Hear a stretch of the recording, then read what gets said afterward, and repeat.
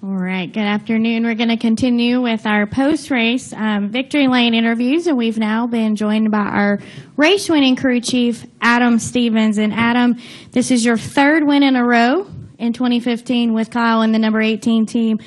Just a quick stat to throw out that in the NASCAR Xfinity Series, you and Kyle had 52 starts and 19 wins. You now have 9 starts together in the NASCAR Sprint Cup Series, and you now have 4 wins in that column. Just talk a little bit about the relationship you have with Kyle and really what makes the number 18 team so strong. Well, you know, that's a really good question. I've thought about it some because I've been asked some, but it's hard to put your finger on it. You know, Kyle and I we look at race cars and racing the same way. We both know that it's not about making any one item on the car or any one strategy or any one weekend perfect. It's about making all the 10 or 12 things that make a car go fast as good as you can and moving on to the next one. And Kyle's the type of person that when you need to relay some information to him, you can't be afraid to tell him in a way that he's confident in it. And, you know, we just have a tremendous amount of respect for each other, and we approach racing and race cars in general the same way. And as we mentioned, you just won your first NASCAR Sprint Cup Series race as a crew chief just a couple weeks ago, but now you can not only talk about this season from that standpoint, but now you also have a Brickyard 400 win. Just talk a little bit about the emotion of today and really, you know, what it means to have the opportunity to kiss the bricks just a little bit ago. Right. Well, man, that's crazy when you think of it like that. But a little bit about the Brickyard. You know, as a boy growing up, I can tell you that there's not another racetrack that's more important to me to get a victory at. I felt that way when we won on the Xfinity side. I felt that way when I was able to be a race engineer on Zippy and Tony's teams and win a couple races. And, you know, the history of racing at this track is unmatched anywhere on this planet. And, you know, to lead a team that put together a car that put together a weekend and a setup and did all the right things to bring home the trophy is something that I can hang my hat on for the rest of my life. Right. We'll go ahead and take questions for Adam. If you have one, please raise your hand and state your name and affiliation, and we'll start with Stan. Thank you. Stan Creekmore with RPMTonight.com. Adam, did you watch yesterday's race, and were you the least bit concerned about the health of your driver as you got up this morning and started getting everything ready? Sure. You know, I watched the race. I was out on pit road looking at the tires like all the rest of the crew chiefs, and watched the rest from my motor coach, and saw how dehydrated he was and how slap wore out he was, and went and spent some time with him in the infield care center, and we talked a little bit about the race car and about how today was going to go, and visited with his crew chief and their interior guy and talked a little bit about what they had to keep him cool and, you know, what they thought could have been better, and got with my car chief and my interior guy and made sure that that we did everything we could, even to the detriment of the performance of the car, to make sure that he was comfortable today. All right, go ahead. Yeah, Wade Bell, Clarion News. Friday after the first practice, all the cars in the Gibbs stables had their engines changed. Was there something specific that you found there, and how much of a difference did it make? Right. With the extra practice time they gave us, we have mileage limits, and we were concerned coming into the weekend that with the extra practice that we would reach the mileage limit, and it's just a safety precaution. A lot of teams changed engines, so there were very few that didn't. And the way the schedule was laid out, we only had like an hour and a half between second and third practice. So it didn't make sense to change it there, and you want to get some laps on it before you qualify, so the only break that made sense was after first practice. All right, we'll take our next question from Mike up front. Mike Neff from FrontStretch.com. Being a crew chief not only involves turning wrenches, but being a bit of a psychologist. And after listening to Kyle yesterday talk about the Kyle Busch caution, and the caution flew at the end of the race today, immediately heard you come on the radio and remind him to focus on the task at hand and to look forward, not worry about what was behind.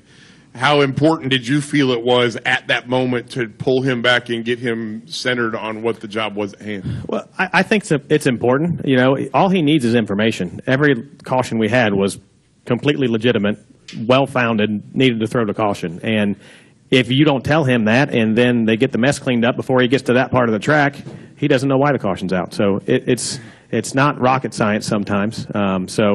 But, you know, I'd get frustrated, too, if I had a lead late in the race and the caution comes out and you don't see the debris or you don't know why the caution comes out. So, you know, a lot of times a little bit of information goes a long way.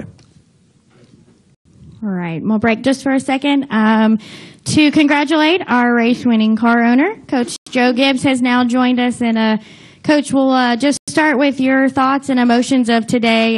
You know, the final restarts that we had there coming at the end, and then obviously with the win yesterday and the win today, JGR had the opportunity to officially sweep here at the Brickyard. So talk a little bit about the organization, the win today, and your thoughts there. Yeah, it was 3 restarts. I had a heart attack on all 3.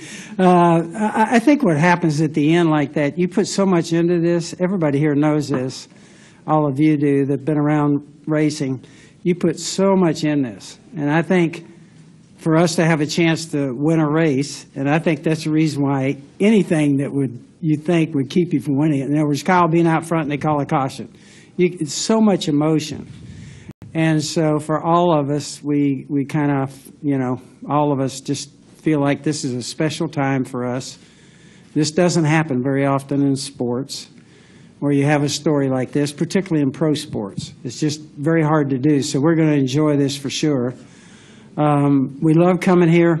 Indy's a big part of our fan base, and it's also a big racing community, and it's also a big spot for all of our sponsors.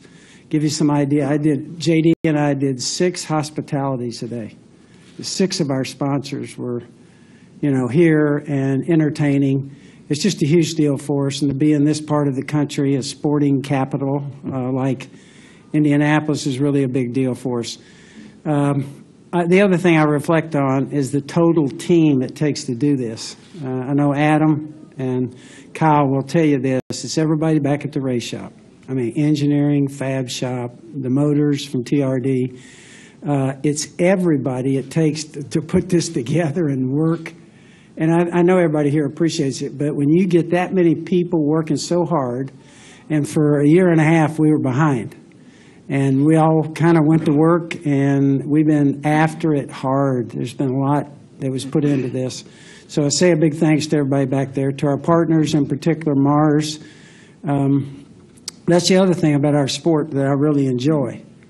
Because in football, baseball, basketball, you know, you really don't have to have a sponsor. Here, they're a huge part of this. And so when I have a chance to call Grant and Victoria and Forrest and everybody at Mars, you really thank them, because if they weren't in this sport, Mars has been in it now 27 years. You think about that. They love it as a family, and that's a huge deal for us to have a chance to be with them, race with them. And so it's that kind of a emotion and story that involves so many people. And so for Skittles to be on board today, it was a thrill for us. And I really think, last thing I focused on was Kyle. To think that he could go through what he went through early this year at Daytona, and all of the heartbreak that went with that. And there's all kinds of questions when you come back out of a wreck like that, how it's going to affect you mentally, physically, and to see him bounce back and do what he's done and to win 4 out of the last 5. I mean, he is, I think it's a special sports story, like I said before. He just keeps adding to it. And also worth noting that here at Indianapolis was the final race that Toyota needed to be able to check off winning at all active tracks, and you had the opportunity to help them do that today. So just talk a little bit about, you know, being the team that was able to do that and what that means to Toyota. It's special for us to be a part of the Toyota team. And when we got together a few years back, David's here. I called Bob Carter, I called Ed, everybody at Toyota. It's like they're like our partner. They have engineers that work with us, embedded with us. The motor program, they've worked so hard on the motor program. As most of you know, we went through kind of a tough stretch there, and to see all of that bounce back and all of us hang together, I think sometimes that's the greatest thing in sports. When you're actually down, you know, that's the one thing that tests us, real adversity. And so it's tough to hang together. I think we did it, came out the other side. I think we're a lot better because of it. And so I really appreciate Toyota. It was great to see that they've won at every track, and that's awesome for us to be a part of their team. All right, we'll go ahead and continue with questions with Coach Joe Gibbs or Adam Stevens. We're going to come up front to Dave, and then we'll go over to Bruce. Dave Pullman, Milwaukee Journal Sentinel. Adam, you mentioned sacrifice, making the decision to sacrifice a little performance for the sake of Kyle's health. Can you be a little more? Can you describe that a little bit more? And when did you describe what you did? And when you did it? Yeah, just going into the race today. You know, these cars are sealed up so tight. That's the way they run the fastest, and it makes the interior of the cars really hot. And with the tail extension of this new package and the big spoiler, there's just not the air moving inside or under the car, and that's adding to the heat.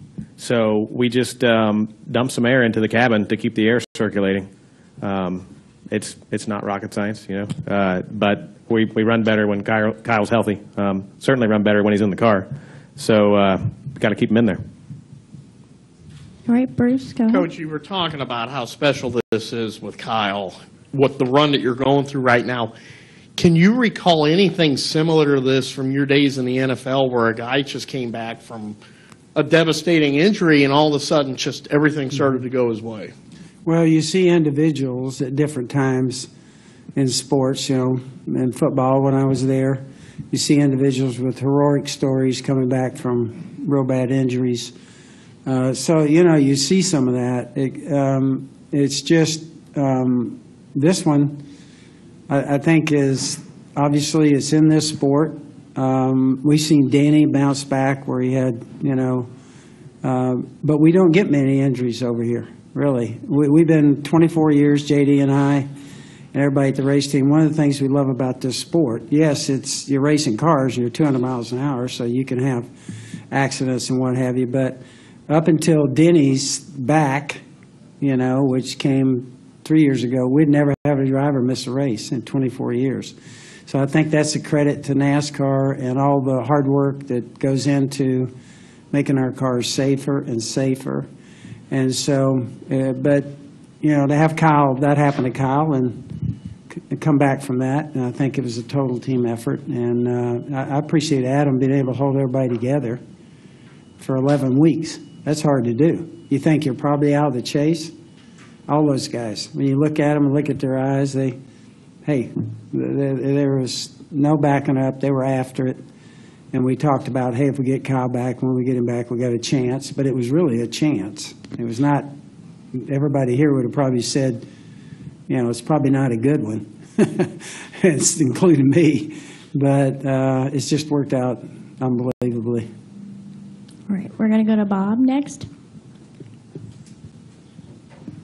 Bob Hockers, ESPN. Coach, I mean, if you guys had struggled enough that if somebody had said you were going to win 4 out of 5 races at some point in 2015, I think some people would have been surprised. How in the world have you guys gone from where you were, you know, from last year to where you are now? Well, I think the best way to describe that is in sports, it's so easy to tip over and get going in the wrong direction. And I say that if you think back, in 13, we were on a roll. I mean, we led the most laps, won the most races. You know, we had Matt after it. We were kicking it. And is it 13 or 12? 13? Yeah. And, you know, we go all the way through that season. We go to Homestead. We're like one. We wound up like 2, 4. I mean, 1, 3, 5. So, you know, we had it all together. And then there were a few changes to the car. And would you know it? You know, all of a sudden, we're in the back of the field, really, at intermediate tracks. And we struggled there for well over a year. and it was a lot of hard work. And so I think I go back to that to show you how you can be on the top in pro sports. And a few little things turn, you can go right to being, mediocre or in the back of the pack. And then I think it takes a lot of hard work to get back, and that's what I'm so proud of our team. It took us a full year and a half, but we bounced back. So I think in pro sports you see that. And really what you have to say about pro sports, the hardest thing is what? To stay up there. It's hard. How many times do you see a pro sports team really have a dynasty, last for quite a while? It's just hard to do. All right. I believe we had a question. There we go. And then we'll come to Stan. Zach Worrell, Butler University. Joe, can you kind of talk about the costs of running the aerodynamic packages at certain races? The cost? Yeah, actually, NASCAR, I think, has been real aware of that. And I think they've tried to do a good job of making the changes so it's bolt-on stuff. And, Adam's a better guy to talk to, but I don't think it's been a real costly deal. And they've been, mostly with the kind of the front underneath portion of the car that you could change some, and the back spoiler. So they've done a good job of trying to keep it down. It hasn't been big changes to the roof line or something like that that would cost us a lot of money. All right. We'll go to Stan. Okay, Coach. Stan Creekmore with Yes. RPM Tonight.com. I believe he's sitting right behind us. How important, how much enthusiasm did it add to your organization to have JD here with everybody? There's JD, he's sitting on this side. Oh, they moved him this way. Yeah, and it was awesome for all of us. And it's a great family standpoint. I called Pat immediately, my wife. I called Coy. I had a grandson racing over here, racing go-karts. I called him. He's the biggest race fan in the world. So as a family, we really, really enjoy what we do. We're a family that races, and we're all in it. Coy's motocross team was in Washington for yesterday. And so we race as a family, really. And so they're normally the first thoughts. And JD will tell you this. I was thrilled that JD was here. He got to hold the trophy, and he got to take a lap with Kyle. They kicked me out of the car. And so I think I'm a little ticked off at JD. I think Kyle likes JD a lot better than he does me, but that's a separate issue. JD, I think because JD signs a check. All right. Any additional questions? Okay. We'll come back to Mike. Mike Neff, frontstretch.com. Another one for you, Adam. 3 wins in a row with 3 completely different aero packages. In the modern era of competitiveness where everything is so close and it's so hard to distinguish yourself from the pack, how hard was it to put together 3 different race cars with these different packages that ultimately ended up kicking everybody's butt? Well, I think it has a lot less to do with myself or my individual race team as much as it has to do with the entirety of Joe Gibbs Racing. These cars don't go fast because of one person. I've said it before. You take one person out of the 550 that work at Gibbs, and the whole thing comes crashing down. Everybody has to execute and do their job. And when everybody does that, you can adjust quick. And, having trust in the people that work with you is a big deal. And everybody puts their ideas in of what's going to make these cars go, and everybody gets to work on it. And you can't underestimate the hard work and the dedication of the folks back at the shop that make these cars go fast. All right. Any final questions? Okay. We'll go take our final question from Bob. Bob Pearce, ESPN. Adam, there seemed to be a lot of talk after the race that, after a couple laps after restart, you were pretty much, you were at where you were at. I'm curious, did you have kind of did you have a very good restart car, and did the fact that, that there's the potential for limited passing make it any easier to make sure to put in an air duct to cool Kyle? The air duct question is just, he has to be fresh and ready to go at the end of the race. So that was an easy decision. He has to be 100%. He can't win the race if the car's 1% quicker and he's 5% slower. It doesn't work that way. But, the racing today, I thought it looked about like a normal Indianapolis race. The good cars could pass cars and come to the front, but it's always a track position race. I didn't feel like it was a major difference one way or the other from my seat. All right, for Adam and Coach, congratulations again on the win y'all. today. We appreciate you coming in and visiting us, and we wish you the best of luck next weekend. Great, thank you. There. Thank y'all. I'm getting a little ticked off at Kyle about holding up the airplane with these wins. I told him, I said, quit winning, we'll get home a lot earlier. Winner, Kyle Busch, driver of the number 18 Skittles Toyota. This is Kyle's 4th victory this season, his 5th top 10 finish, and also his 3rd win in a row. So, Kyle, you have 2 NASCAR Xfinity Series wins here at the Brickyard, but you were still searching for that first Brickyard 400 win, and today you got to officially kiss those bricks on Sunday. Talk a little bit about just the emotions of today and really also just what it means to win 3, NASCAR Sprint Cup Series races in a row.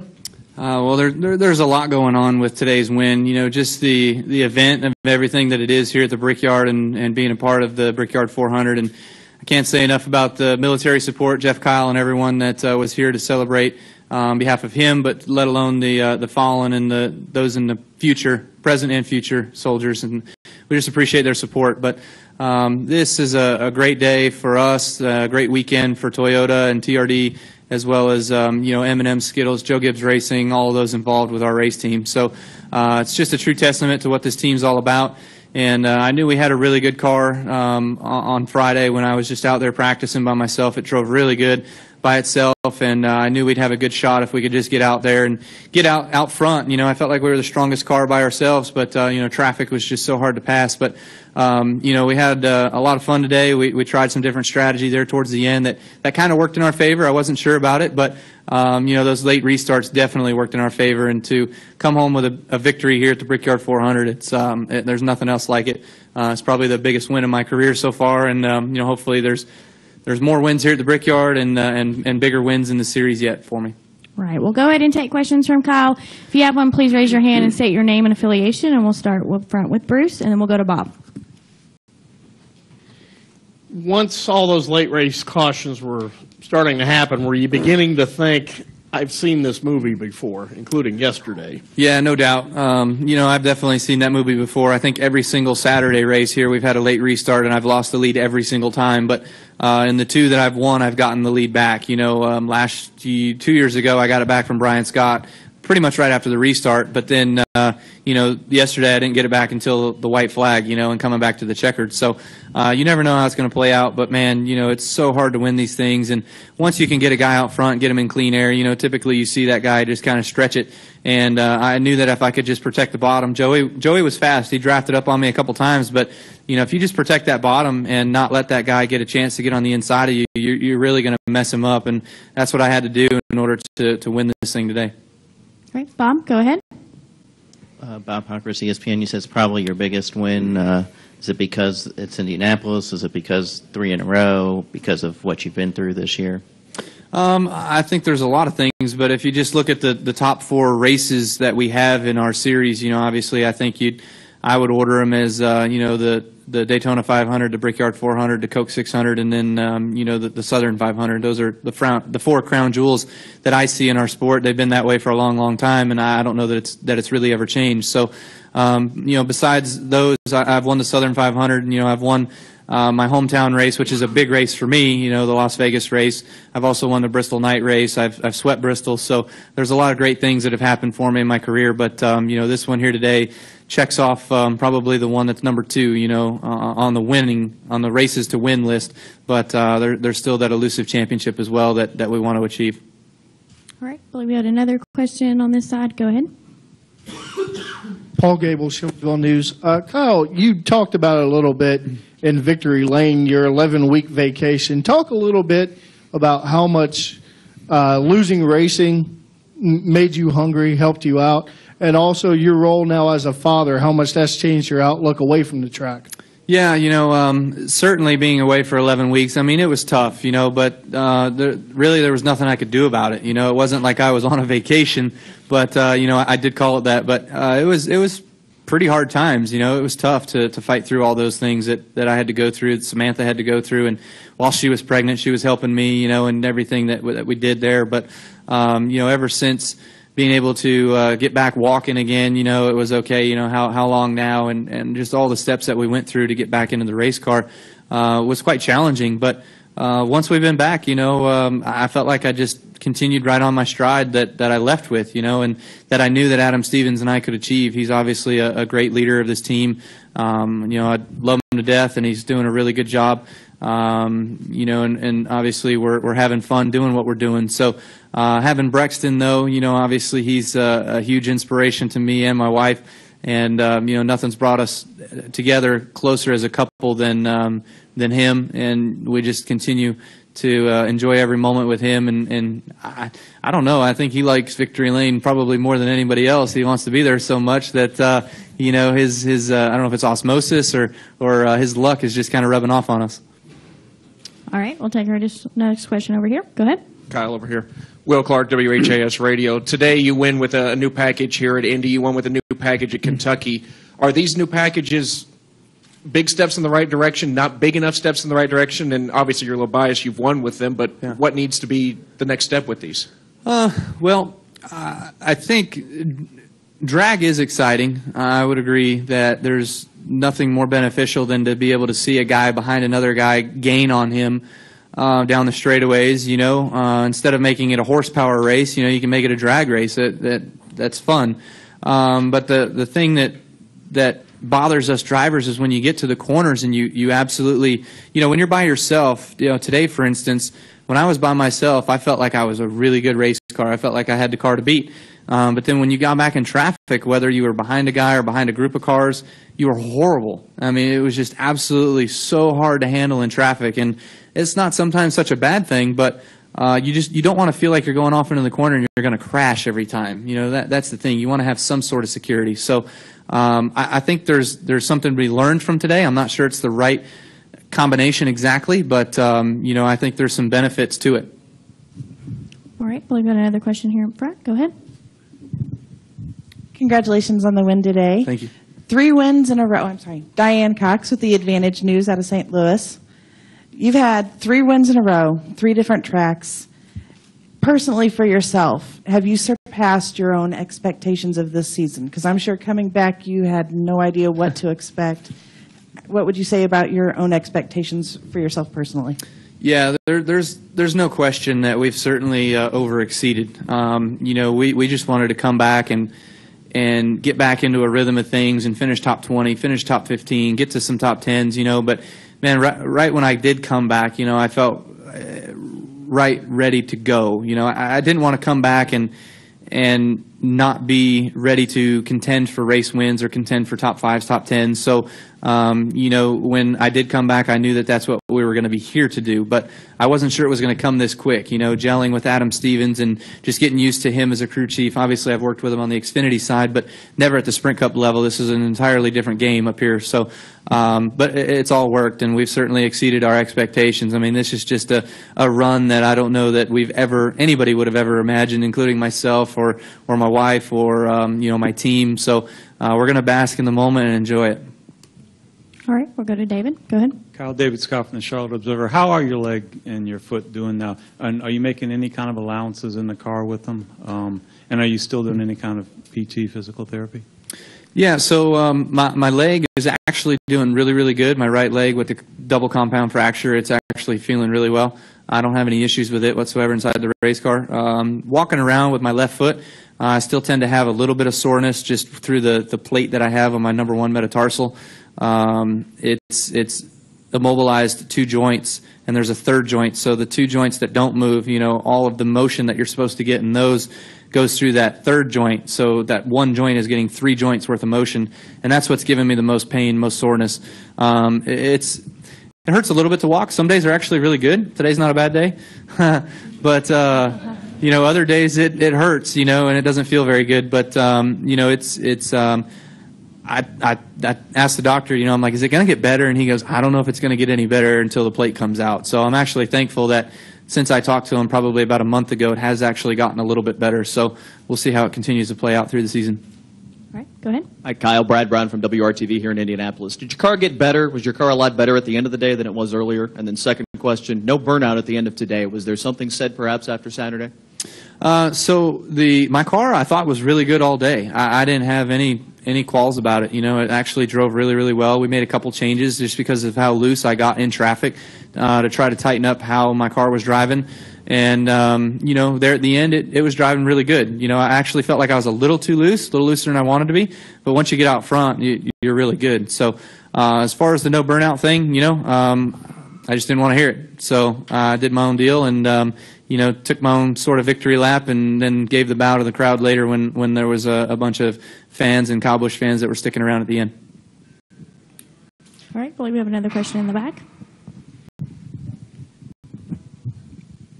Kyle, Tommy Poole, WTWO in Terre Haute. A lot of people on our Facebook page after your last win said that if you do make the championship, they don't think that, since you were out 11 races, they don't think that qualifies as a champion. You can't even walk barely, and you won 4 in a row, or 4 out of the last 5 and 3 in a row. How have you proved yourself as a champion?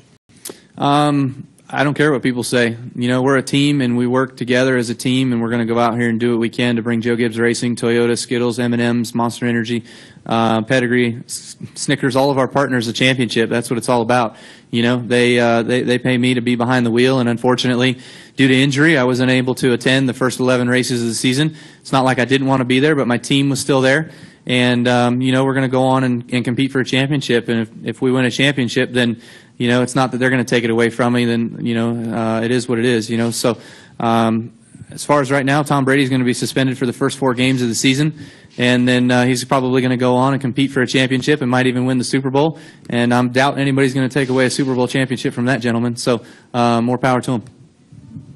All right, we're going to come to Lee and then back up front to finish our questions. Go ahead, Lee. Lee Spencer, Motorsport.com. Congratulations. What can you say about your crew chief? I mean, obviously the two of you had a great relationship in Xfinity, won a lot of races, but it's not easy making that jump from the Xfinity Series into Cup. And he just seems to, has acclimated so quickly. And the relationship that the two of you have together, Joe basically said that, you kind of need a crew chief that isn't going to take any crap from you, basically. And is that the word he used? Well, no, but you know what I'm saying. Yeah. I mean, you kind of need somebody that, makes their own decisions as well, and it helps to guide you. And can you just talk about the dynamic there between the two of you? Yeah, I don't know what it is at all. I remember, joining Joe Gibbs Racing and being a part of, the 18 team with Steve Addington and Chris Gale. And then, Adam was actually the lead engineer on the 20 car with Zipadelli and Stewart when I came on board, So he's been around for a little while, and I never really thought I got along with him all that well. We never really talked. And then he worked with Logano, and then he went to the Xfinity side, worked with Logano there, and then worked with me. But he's obviously a great leader in his team. His guys respect him, and everybody loves working for him. I enjoy driving his race cars, Same can be said, though, for my past crew chiefs, too. I enjoyed working with them while I was with them. It's just sometimes you got to look and try to find that Jimmy Johnson, Chad Knaus type success. And that's what we're all striving to be. I think that they've set the bar so high that, people have got to sometimes make changes. And you see that kind of going on in this business. Kevin did it. Carl did it. Matt did it, so including myself, from Hendrick, I guess. But it's all just worked together so well for Adam and I. And sometimes I don't know how to read them, and I think that's probably a good thing because people say the same thing about me. They don't know how to read me. And so, maybe that's just why sometimes, we have fun, we joke, we talk, we laugh, and other times the both of us don't say a word because we don't know what's going on in each other's heads. So, I think that's kind of just the mutual respect we have for one another. All right, we're going to take our 3 final questions up front. We're going to go Dave, Mike, and then end with Bruce. Go ahead. Dave Coleman, Milwaukee Journal-Sentinel. Given the way things went for you today, I like your crispy shirt, man. thank you. Given the way things went again this weekend, do you have any doubt that you're going to become Chase? That you're going to be in the chase? I don't have any doubts, but we're still not there. And even if we did get there, we still have got to be able to protect that spot and make it through the chase, into the chase. Whether we get into the chase and become chase eligible next week or the week after that, it doesn't matter as long as it comes post-race Richmond. That's all that matters. So, whether we get in and whether we continue to grow and get top 25, none of that matters. Just us being able to achieve the top 30 rule and get as many wins as possible in order to gives ourselves the top seed come chase time. All right, Mike, go ahead. Mike Nutt from FrontStretch.com. The way this race plays out, track position and all, you're around the same kind of cast of characters all day long. And looking at it from the outside in, you seem to be able to use this aero package and make passes better than most of the other cars in the top 10. Was it just that your car was that strong, or did you feel as though you grasped how to use this aero package to your advantage better than the other guys did? I don't know exactly. I think I did sort of learn a little bit about the aero package from yesterday's race, and yesterday's race was challenging because it wasn't quite as pronounced as today's was. Today you could really gain on a guy down the straightaway, especially if a guy out front like myself. Like when I was the leader, Logano could gain so much on me down the straightaway. 4 or 5 car lengths. But when you're in a group of cars, if there's a leader and a second and a third place, and let's say you're the fourth place guy, all those guys start gaining on each other enough that really the effect that the fourth place guy doesn't have a lot of effect to catch the third place guy. So you all kind of just streamline on. Yeah, your RPMs gain and your speed gains, but you're not gaining the gap between the guy in front of you.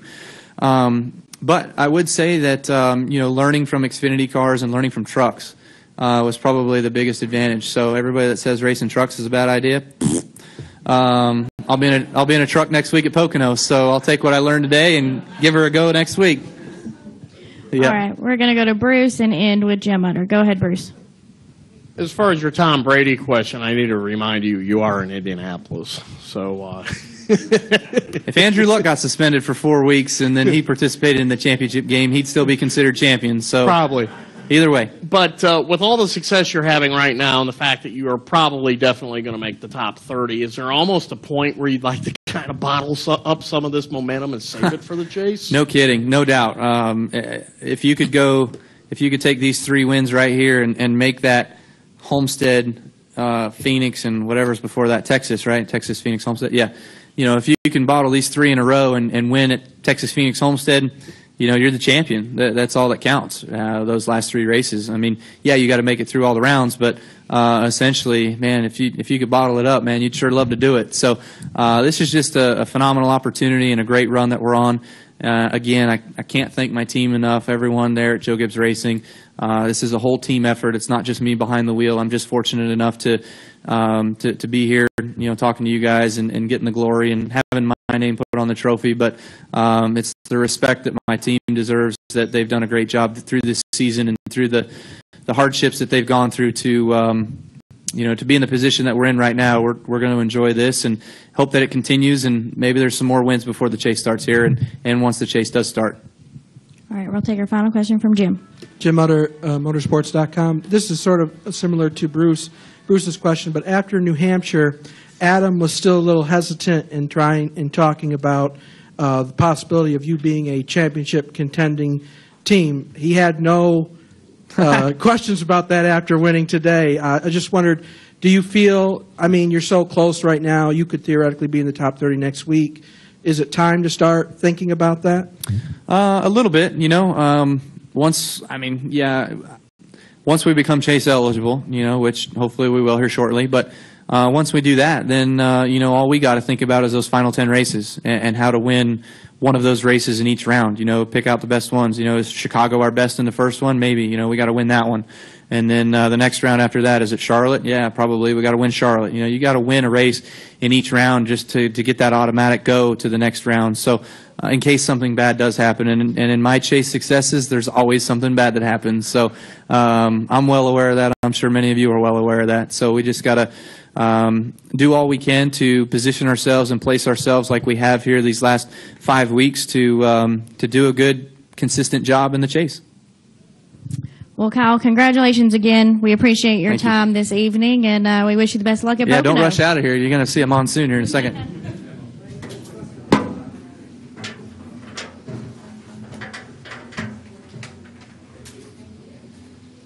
All right.